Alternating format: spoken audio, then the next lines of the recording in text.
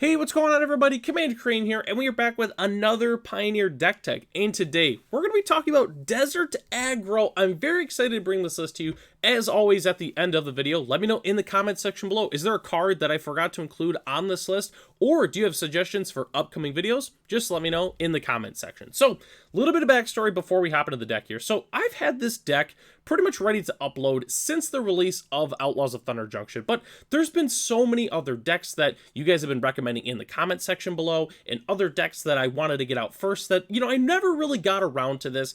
I originally made a video, spoiler alert, about Colossal Rattleworm, about a kind of deck you could play in Pioneer with the card. And you want to know what? That's exactly what we're doing today. We're playing a card, Colossal Rattleworm, and a whole bunch of other sweet desert cards. And the last thing I want to mention is I thought about making this Gruul, but I didn't want it to look like all the other, Gruul aggro decks that I do here on the channel for the most part. I try to mix things up a little bit.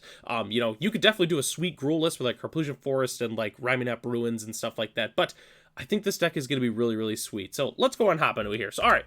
We're playing 4 Land of Elves and 4 Elvish Mystic. It's a mono green deck on the channel. Obviously, we're going to be playing those cards. Obviously, makes sense. Helps us ramp into our bigger creatures that we're playing. We're also playing 4 hard-hitting Question. It's just a really good green removal spell. Sure, it is a sorcery, but it's a Rabid Bite to creatures or planeswalkers, which is really sweet. So that's why I decided to play hard-hitting Question. Spoiler alert, in the sideboard, we'll talk about it later, but we are playing a couple more removal spells as well. So, let's go and hop into the meat of this now. So, this is where we start into the aggro part. We're playing 4 Smuggler's Copter and 1 Heart of Kirin in our aggro deck. So I wanted some 2-drops that are more aggressive, and I think that these are the best options. Obviously, Smuggler's Copter is just really good, whenever we play a creature after it, we can crew it, attack, draw some cards. I really, really love Smuggler's Copter in this deck.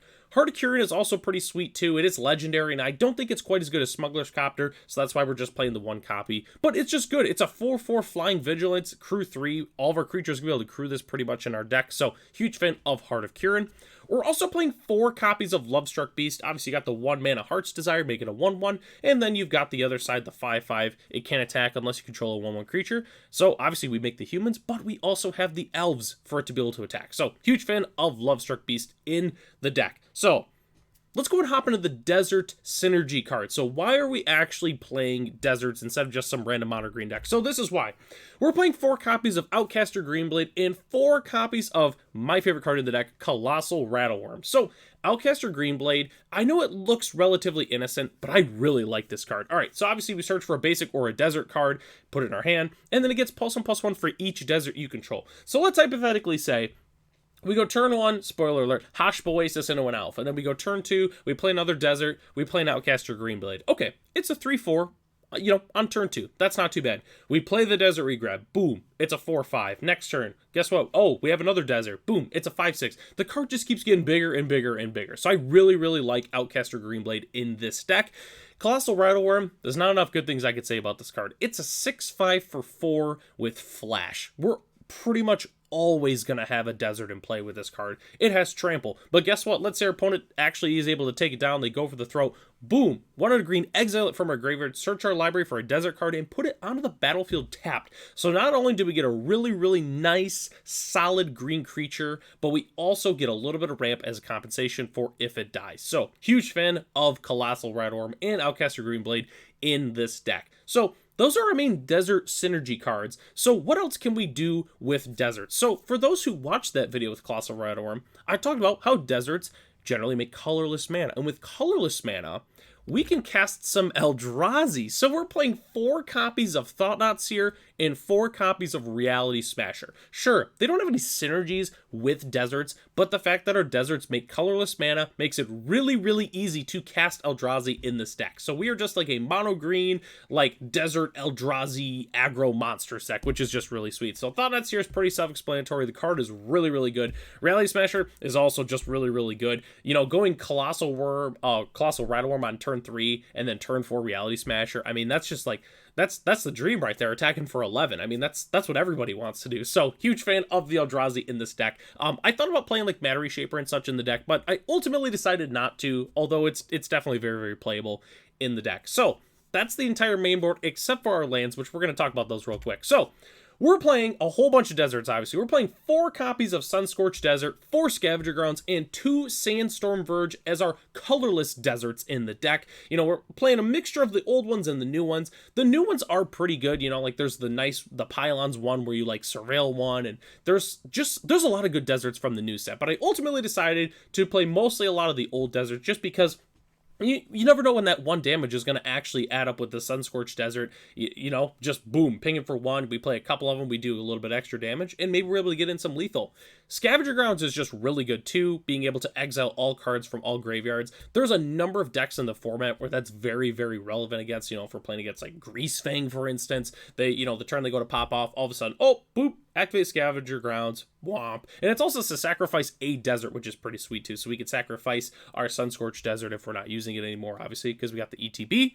But anyways, I'm rambling on. We're also playing 2 copies of Sandstorm Verge. Being able to make a creature not block this turn can be really good. If our opponent only has like 1 chump blocker, boom, we activate the Sandstorm Verge, it can't block, we get in the damage. So huge fan of Sandstorm Verge in general. It's just a really solid desert in the deck. We're also playing 4 copies of Haship Oasis. It's our only colored desert in the deck. You know, they don't have any other like monocolored deserts, at least for green or really any of the other colors. They made all those dual lands, but obviously we're a monocolor deck. So that's why we're playing 4 copies of Haship Oasis, and we're also playing 1 copy of Boseiju just because it's Boseiju. Why wouldn't we play it? It's free.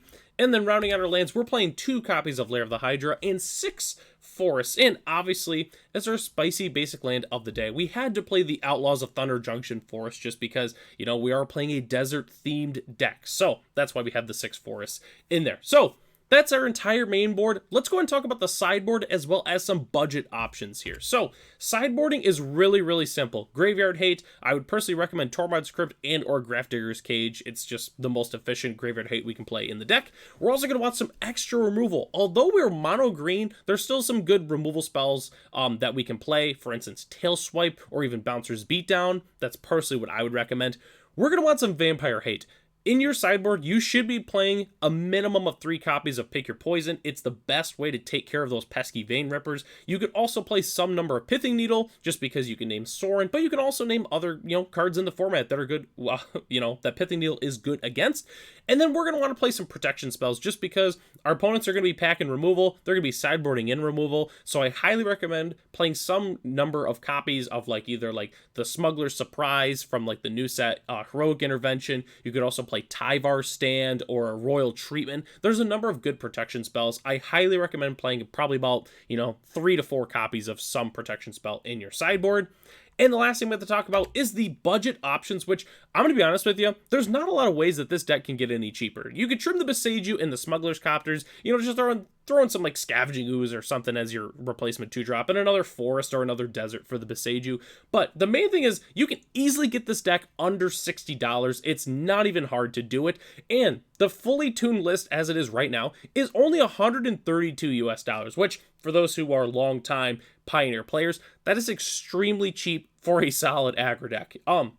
Most of the cost is in the Eldrazi, so if you really wanted to go budget, you could like trim the Eldrazi for like, you know, Axebane Ferrix or something like that, but I don't know, I feel like the core of the deck, you know, like we got our desert enablers and then we have our creatures that we can cast because we're playing deserts, so it's very on theme, I feel like, with the Eldrazi and the worms and everything like that. So, but anyways, I'm rambling again. The list is only $132 if you're looking to pick it up, and obviously the deck lists are in the description below if you'd like to check out the list and the sideboard as well, and the budget list is also in the description if you want to see what a budget version of this deck looks like as well. So that takes us to the end of the video here. Thanks so much for watching. Let me know in the comment section below, what do you think about the deck? Is there a card that I definitely should have put in here that I didn't? Just let me know in the comment section. And huge shout out to our channel members, Ralph, Matt, Arcadius, Ray, and Gary. If you are interested in being a channel member, it's only $1 US a month.